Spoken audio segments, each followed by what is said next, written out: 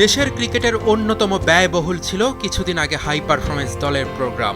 দেশের ট্রেনিং ক্যাম্পে ক্রিকেটারদের জন্য বিসিবি খরচ করেছিল প্রায় ৬ কোটি টাকা, আর অস্ট্রেলিয়া সফরে সেই খরচ ছিল প্রায় ৪,১৭,০০,০০০ টাকা। সেই সফরেই টপ অ্যান্ড টি-20 টুর্নামেন্টের ফাইনালে অ্যাডিলেইড স্ট্রাইকার্সের কাছে হারায় শেষটা রাঙাতে পারেনি আকবর আলীরা। এই সফরে দেশের ক্রিকেটের প্রাপ্তি এবং তরুণ ক্রিকেটারদের কী লাভ হয়েছে তাই জানিয়েছেন সফরে থাকা নির্বাচক। আমরা যে টিমটা নিয়ে গিয়েছিলাম যে একটা ভালো টুর্নামেন্ট কম্পিটিটিভ হবে, সেটা হয়েছে।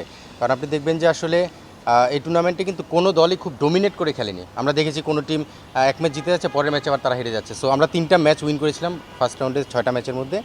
সেই 3টা ম্যাচ জেতার পরও রান রেটে আমরা কিন্তু কোয়ালিফাই করি সেমিফাইনালে, তারপরে ফাইনাল খেললাম। সো এই ধরনের টুর্নামেন্টে আসলে সবসময় ফাইনাল খেলাটা কিন্তু একটা চ্যালেঞ্জিং থাকে। সেই জায়গা থেকে তো অবশ্যই আমাদের প্রত্যাশিত রেজাল্ট ছিল যে আমরা ফাইনাল খেলেছি এবং সেই ম্যাক্সিমাম ম্যাচ খেলার যে সুযোগটা সেটা আমরা পেয়েছি। যে 8টা ম্যাচ খেলার সুযোগ ছিল সেটা আমরা খেলতে পেরেছি, আমাদের প্লেয়ারদের জন্য একটা ভালো অপরচুনিটি ছিল। ফিউচারে টি-20 দল করার ক্ষেত্রে আমার মনে হয় যে এই এক্সপিরিয়েন্সটা তাদের কাজে লাগবে এবং এখানে বেশ কিছু প্লেয়ার ভালোও খেলেছে, যেটা আমাদের এইচপি টিমে তাদের যে ইম্প্যাক্টগুলো সেগুলো দেখা যাচ্ছিল। তানজিদ তামিম আফিফরা প্রত্যাশা অনুযায়ী খেলতে পারেননি, তবে আকবর আলীর অধিনায়কত্বে মুগ্ধ হান্নান সরকার। ভালো পারফর্ম করলে যে কোনো বয়সী দলে সুযোগ পাওয়া যাবে বলে জানান জাতীয় দলের এই নির্বাচক। তামিম আফিফ আসলে আশানুরূপ খেলতে পারেনি, এটাও নিজেরাও জানে।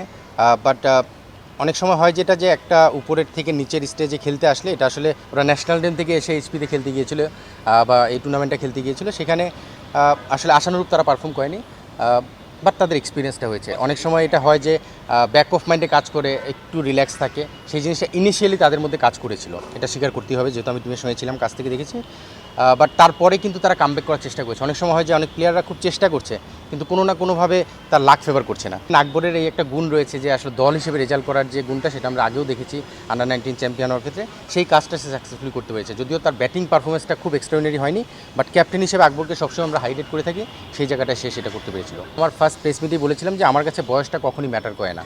আমার কাছে ম্যাটার করে, বা আমরা সিলেক্টররা যেটা ফিল করি, যে আসলে তার যদি ফিটনেস থাকে, তার যদি পারফরমেন্স থাকে, তাহলে এখানে বয়স কোনো ব্যাপার না।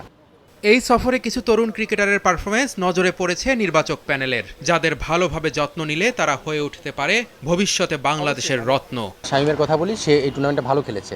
আমি বলবো না যে ওয়ার্ল্ড ক্লাস খেলেছে, এক্সট্রাঅর্ডিনারি করেছে, বাট তার কামব্যাক হিসেবে যেই ধরনের একটা খেলা দরকার ছিল সেরকমটা করেছে।